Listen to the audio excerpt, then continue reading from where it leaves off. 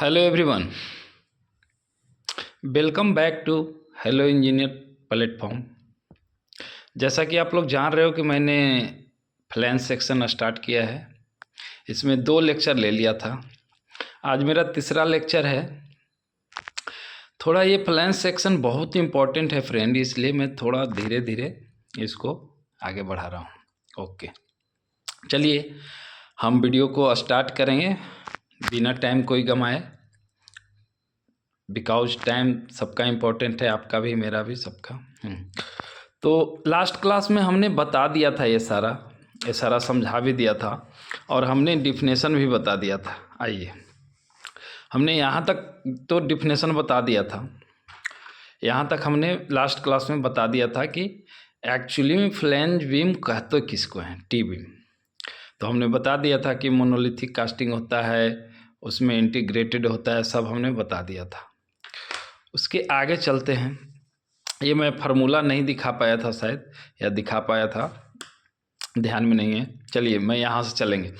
तो अब जो है हमारा आइसोलेटेड टी बीम का बात कर रहे थे फ्रेंड, ओनली आइसोलेटेड का हम बात कर रहे हैं अभी, और भी आगे भी है टी बीम, और कौन सा है वो आगे हम बताएंगे। अभी आइसोलेटेड टी बीम के लिए फार्मूला है, कंफ्यूज नहीं होना है। और भी आप लोग कहीं पढ़ रखे हो, एक और है उसमें, अभी नेक्स्ट क्लास में वो लेके आएंगे। तो हमने बता दिया था कि एल नॉट अपॉन में L naught by B plus 4 और प्लस बी डब्ल्यू बी, ये मिनिमम लेना है। ये एक्चुअल बिर्थ दिया रहेगा, उसको लेके यहाँ पे पहले हम निकाल लेंगे और देख लेंगे कि ये बी एफ कितना आ गया, ठीक है ना। उसके बाद ये जो बी दिया हुआ और ये जो बी एफ आया, out of 2 1 taken from minimum value, okay. तो आइए, हम यहाँ तक बता दिए थे और ये समझा रहे थे। तो अब ये देख लीजिए, B F effective width of flange, यहाँ तक समझा दिया था, मुझे याद आ गया। एल नोट आप अवेयर नहीं होगे। एल नोट का क्या है, कह रहा है कि distance between point of zero moment and point of contraflexure. आगे देखेंगे क्या है पॉइंट ऑफ जीरो मोमेंट और क्या है कंट्राफ्लेक्चर, दोनों समझाते हैं, और B actual width of flange. Okay, तो आइए पहले हम समझ लेते हैं कि ये एल नोट का पॉइंट ऑफ कॉन्ट्राफ्लेक्चर क्या है और जीरो मोमेंट क्या है। ये मैं फिगर बना रखा हूँ पहले से आप लोग के लिए, घबराने की कोई बात नहीं।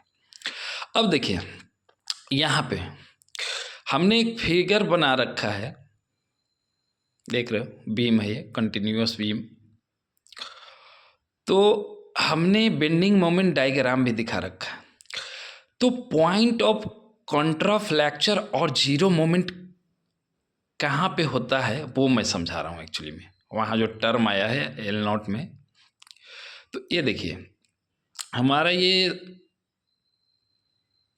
वो कंटिन्यूअस बीम है जिसका स्पन एल है।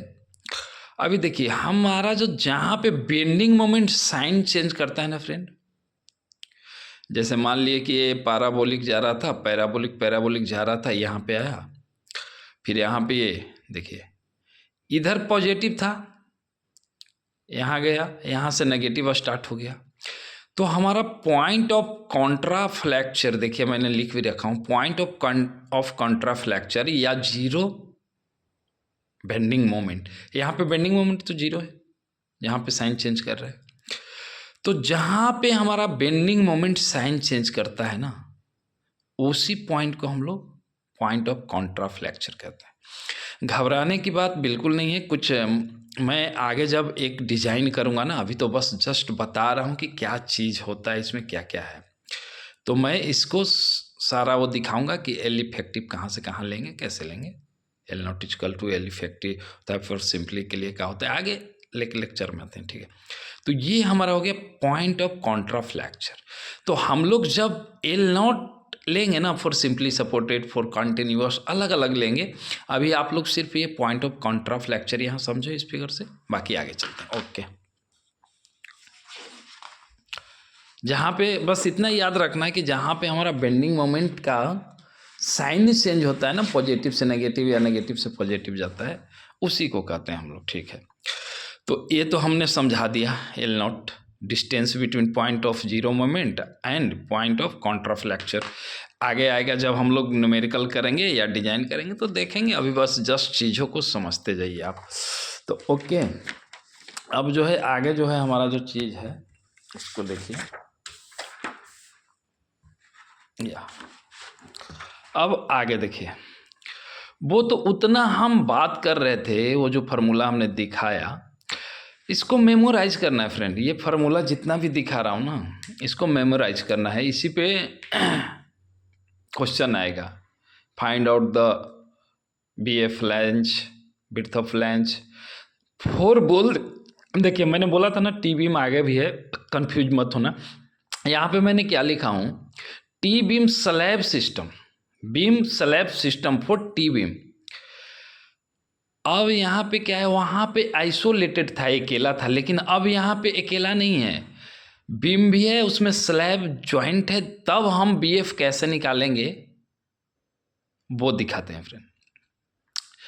देखिए ये इस फार्मूला को आप देखिए, एल नोट वही वाला है, L naught by 6 B W, ये अवेयर हैं आप, 6 डी एफ, डी एफ से भी अवेयर हैं। और ये है B1/2 BW और B2/2। इसको आप B1 B2 हम डिसाइड करेंगे जब न्यूमेरिकल करेंगे ना, तो हम करेंगे B1 B2। अभी आप रहने दो, हालांकि दोनों एक्चुअल विड्थ ही हैं, लेकिन जब हम लोग बीम स्लैब सिस्टम में करेंगे कंटिन्यूस बीम में, तो किसको B1 लेना है और किसको B2 लेना है वहाँ पे मैं बताऊँगा आप लोग को। बस आप अभी जस्ट जो है ये फार्मूला को याद रखो कि बीम स्लैब सिस्टम के लिए क्या होता है। ओके फ्रेंड, फिर आगे हम नेक्स्ट वीडियो में, नेक्स्ट लेक्चर में लेके आएंगे। थैंक्स। ओके।